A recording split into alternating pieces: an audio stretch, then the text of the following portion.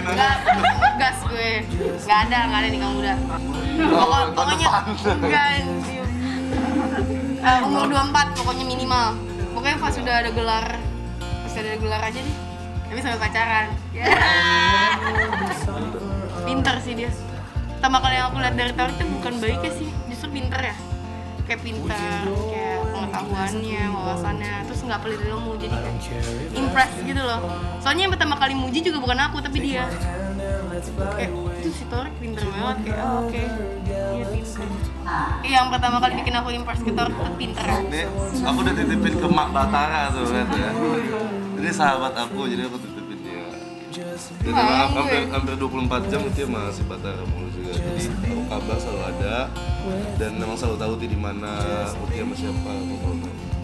Enggak khawatir, dia udah bisa jaga diri juga dan aku tahu sifat dia, tahu dia sama siapa, jadi aman. Aku sama aja jawabannya sebelumnya sama Fatih. Aku juga ada tahu sifatnya Lutfi kayak gimana. Kalau dia lagi ada masalah biasanya dia ngechat kok segala macamnya. Jadi aku juga nggak mau makan. Kalau misalnya dia bahagia ya udah, gimana kan aku cuma bisa support doang. Kita sebisa mungkin kalau bisa kerja bareng gitu. Kalau bisa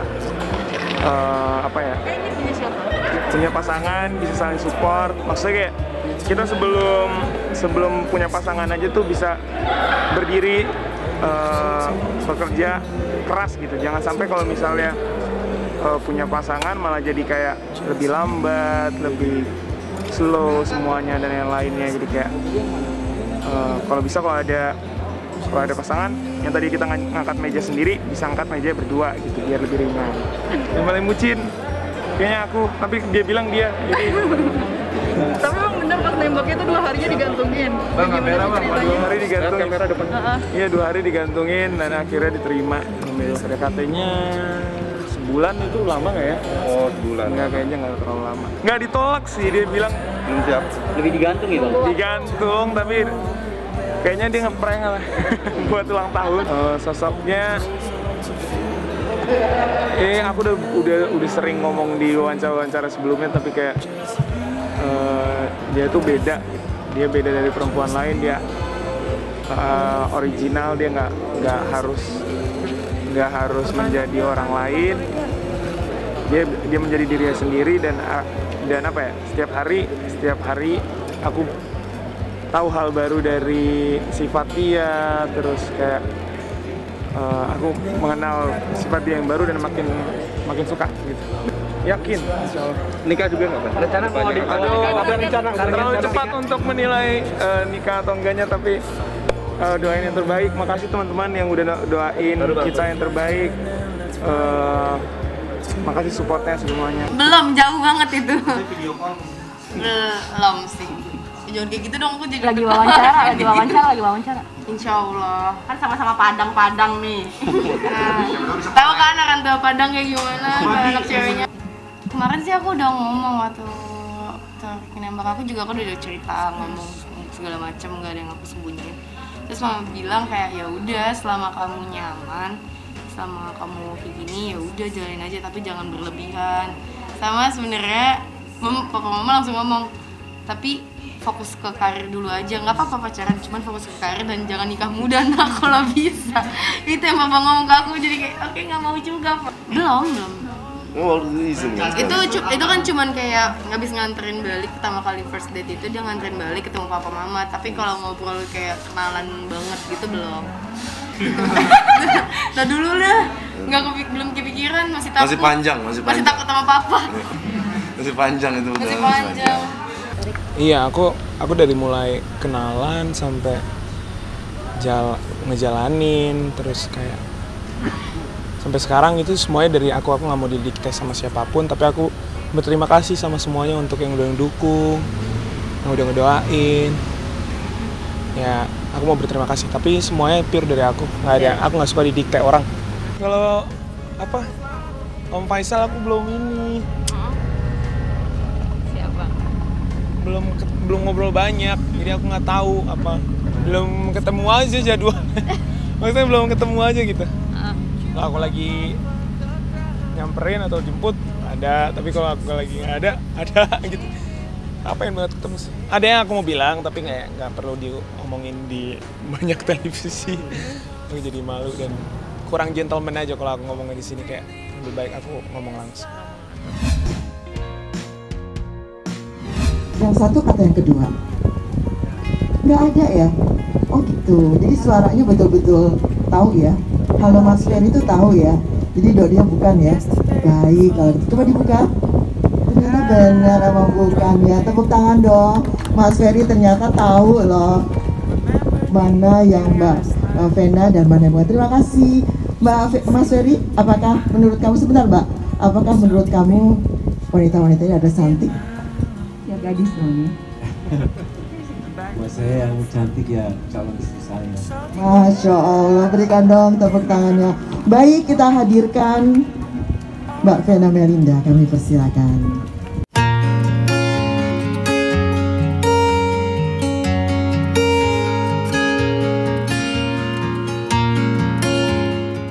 Dan kita sama-sama tidak akan saling mencintai satu sama lain melebihi besarnya cinta kita terhadap Allah Azza wa Jalla.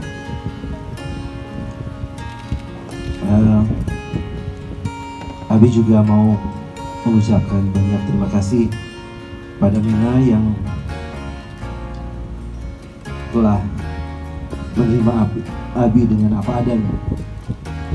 Begitu juga dengan keluarga besar Mena, Papa Jimmy, Mami Ayu, Ai, dan ada adiknya Vena Agus yang sedang berhalangan. Saya kalau boleh diizinkan kepada undangan yang terhormat, saya ingin bercerita sedikit. Mungkin hubungan saya dengan Vena diawali dengan ketulusan satu sama lain, dan belum pernah apa yang kami berdua lakukan dalam seumur hidup kami lakukan sekarang. Salah satunya adalah kami membangun dan membina hubungan ini dari awal berdasarkan dan melibatkan selalu Allah Subhanahu wa Ta'ala. Pertama-tama kami meminta ridho Allah. Yang kedua, yang belum mungkin dulu ataupun kurang kami jalankan sekarang adalah kami memuliakan kedua orang tua kami. Dimana pada saat pertama saya ketemu dengan Papa Jimmy, terima kasih Papa telah memberikan dan menerima saya dengan hati yang lapang. Dan pada waktu saya mengenal Mami Ayu, di malam itu saya masih ingat Mami, saya duduk bersimpuh di hadapan Mami. Saya bilang sama Mami Ayu, Ma, izinkan Ferry melakukan sesuatu yang Ferry lakukan terhadap Mami Ferry. Ferry copot sendal Mami pada waktu itu. Ferry cium kaki Mami Ayu untuk meminta restu. Begitu juga dengan Mami Nur. Kalau Mami ingat, pada malam itu Ferry cuci kaki Mami. Ferry meminta maaf, meminta restu dari Mami Nur, Mami Ayu dan Papa Jimmy agar ingin menjadikan pernikahan Ferry dan Vena pernikahan yang terakhir dan pernikahan yang sakinah, mawaddah dan warahmah. Dan maaf kalau saya agak sedikit emosi karena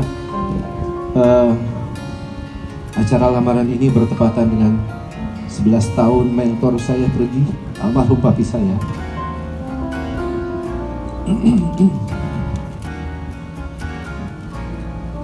Dan sekarang saya percaya kalau kita mengandalkan dan menyerahkan diri hanya kepada Allah Subhanahu wa Ta'ala, dari yang awal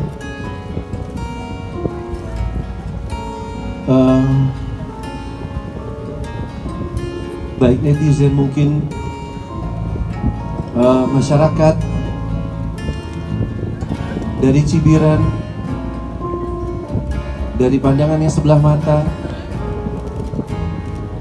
berubah setiap harinya. Yang kami terima sampai saat ini, sampai detik ini adalah ribuan doa mengalir.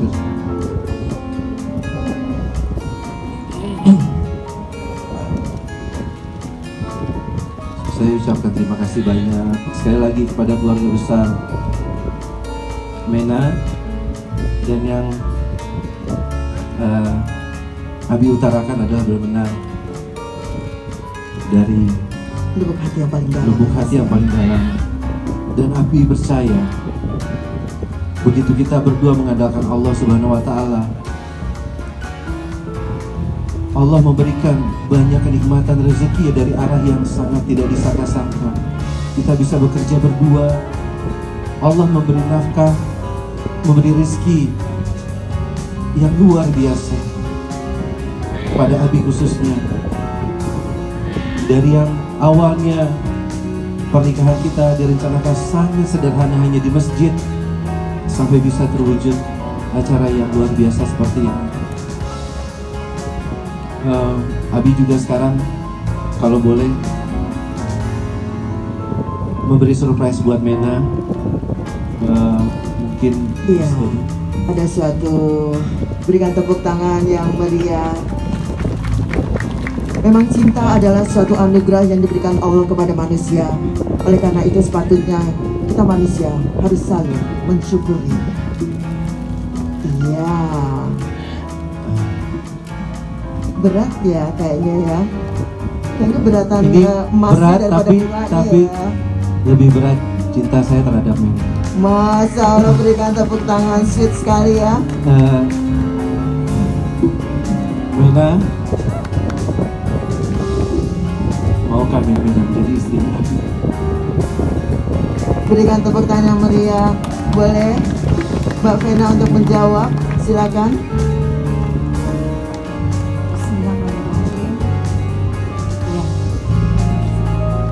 Masya Allah, berikan tepuk tangan yang meriah dan diberikan bunga yang di atasnya ada logam mulia. Ya, boleh diterima Mbak Vena. Ya, dipegang berdua dulu dan diabadikan. Ada Vera dan Atala boleh. Untuk kakak Vero dan Atala sama Fania, terima kasih Kak udah datang. Atala udah datang, boleh ke atas panggung sekalian. Boleh sekalian berada di samping Mama. Tepat sekali ya, mungkin kan agak macet tadi ya di jalannya. Ya, terima kasih.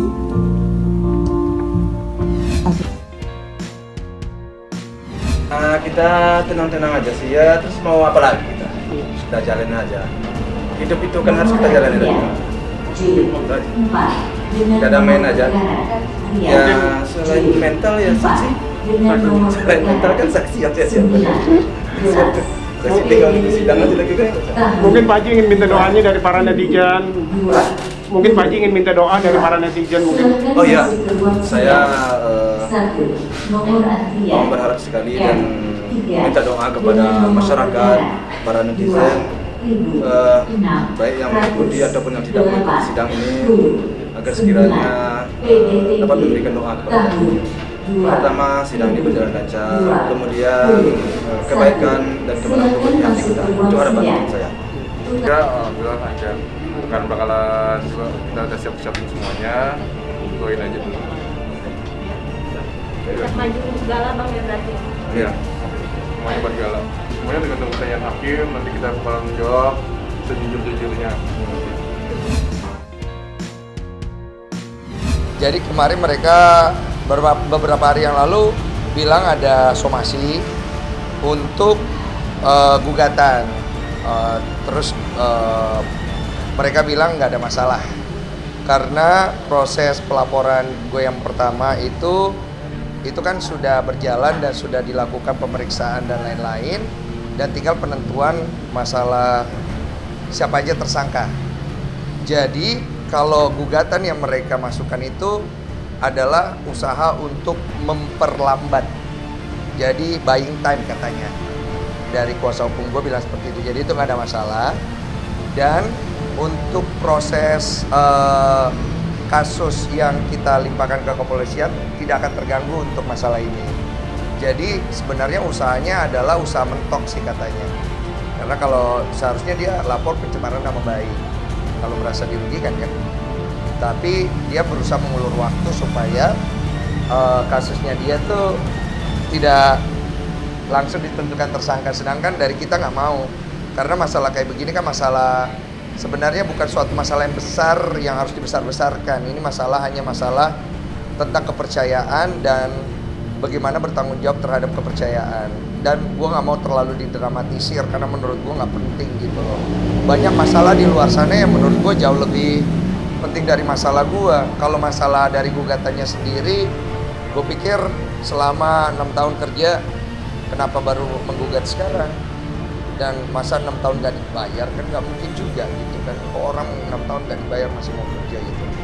Jadi usaha-usaha seperti ini yang menurut gue jadi akhirnya bisa didramatisir, yang gue pengen hindari aja. Karena biar akhirnya nanti kasusnya dia itu berjalan dengan cepat dan selesai dengan baik gitu. Siapapun itu kalau merasa dirugikan dia punya hak untuk melaporkan. Tapi kebenarannya itu kan dipertanyakan. Karena kan ada usaha untuk membangun narasi dong. Supaya dia bisa terhindar dari lalu udah salah gitu. Tapi ya udah biarin, namanya kan usaha orang, kita juga harus nggak boleh campur ya. Karena kan di sini kan posisinya masih belum jelas nih yang benar yang salah siapa. Gue juga di sini tidak memvalidkan gue benar. Itu kan masih di polisi. Jadi nanti polisi periksa semuanya. Kemarin pemeriksaan sudah berjalan 2-3 bulan dan itu udah lengkap pemeriksaan sampai rekening koran gue pun diperiksa habis sama polisi untuk mengetahui seluk-beluk pemakaian dananya, dan ternyata ditemukan bukti-bukti tambahan yang bisa gue gunakan untuk menggugat dia lebih besar lagi. Karena total diduga dia sudah mengambil uang gue lebih dari 2 miliar. Tapi itu tidak gue gugat karena yang gue permasalahkan adalah kepercayaan yang gue berikan disalahgunakan dalam bentuk penggelapan uang dan pemalsuan dokumen. Bukan penggugatan gue untuk pengembalian uang yang sudah dia ambil. Jadi gue tidak ada masalah dengan uang yang sudah diambil, gue ikhlasin gitu. Ya kan komisi kita bayar 20% kita bayar gitu. Dan itu kan ada buktinya, kita punya. Makanya polisi menerima berkas kita karena kita punya bukti. Kalau buktimu tidak ada, itu tidak jelas, ya polisi tidak mau terima lah.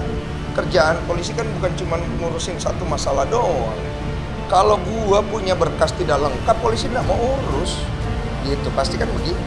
Sebenarnya bukan masalah pansos nggak pansos, ini masalah mempertahankan image karena dicari duit di situ juga kan. Cuma masalahnya di sini kan belum selesai perkaranya siapa yang akhirnya bisa dimenangkan dari kasus ini kan. Kalau mengganggu, ya paling kan gua harus ngasih waktu buat kalian wawancara. Jujur gue pribadi sih nggak tertarik untuk membahas ini atau mengklarifikasi begini-begini, nggak usah. Itu kan nanti polisi yang ngurus gitu. Kan gue udah bikin laporan udah diproses, biar polisi kerja. Gue nggak nyari gue bener kok. Gue nyari lu ngambil uang kok lu nggak tanggung jawab gitu. Udah itu aja. Ya iyalah kalau kita sidang-sidang mau siap lah, mau sidang mau apa mau itu atur aja. Yang penting kita ngikutin prosedur supaya kita juga menunjukkan sikap dan tindakan yang dewasa. Itu jadi begini pengacara tim kuasa hukum saya Pak Anwar dan Pak Soki, dari pelaporan dia memberitahu usaha dari mantan manajer saya untuk mengulur waktu karena mereka mengirimkan surat ke Polda meminta satu didamaikan, cuman dari kitanya akhirnya tidak. Karena menurut saya dan istri dan keluarga, mama saya terutama yang dia sudah kenal baik, dia sudah dikasih kesempatan tapi dia tidak hargai. Saya ini orang tua, dia ambil uang saya, dia ambil uangnya Bella, saya datang ke rumahnya mau nyelesain urusan dia sama Bella, kok saya malah dibilang mau ngapa-ngapain. Lah kita mau bantu selesaiin masalahnya tapi kok malah nyerang, malah ini malah itu. Lah kamu 6 tahun kok saya bimbing, saya kasih kerjaan, saya kasih klien saya arahkan. saya motivasi. Lah, mau ngapain saya ngehancurin hidupmu? Buat apa gitu loh. Logikanya saya itu nggak suka sama kamu, terus saya mau ngancurin hidup kamu, buat apa gitu. Cuman karena kita mau bantu orang yang nggak mau dan dia bersikap arogan, ya harus ada pembelajaran. Maka kita tidak. Dan kedua, dia mengirimkan surat ke polisi berdasarkan gugatan dia supaya proses penentuan tersangkanya di stop dulu, menunggu yang gugatan dia mau beli waktu. Berarti mulutnya tidak bisa dipegang. Mulutnya tidak bisa dipegang. Karena manusia yang bisa dipegang adalah mulutnya. Kalau dia bilang mau minta maaf terus dia melakukan gugatan, berarti mulutnya tidak bisa dipegang. Artinya dia sudah terpojok dan dia tidak bisa lagi menghindari kondisi di mana dia harus tanggung jawab. Saya udah bilang dari awal perkara, mau selesai baik-baik atau nanti jadinya nggak bagus.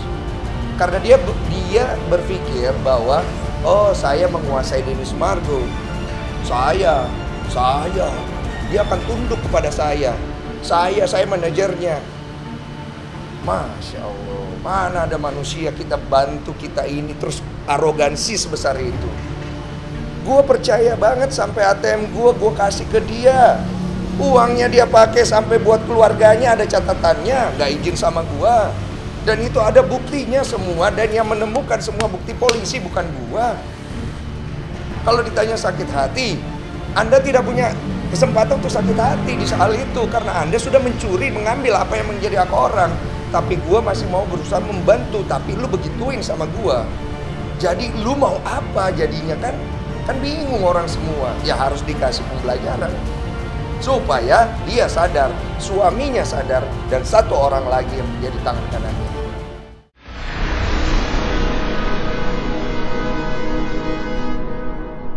Jadi jangan lupa untuk subscribe Cumi Cumi.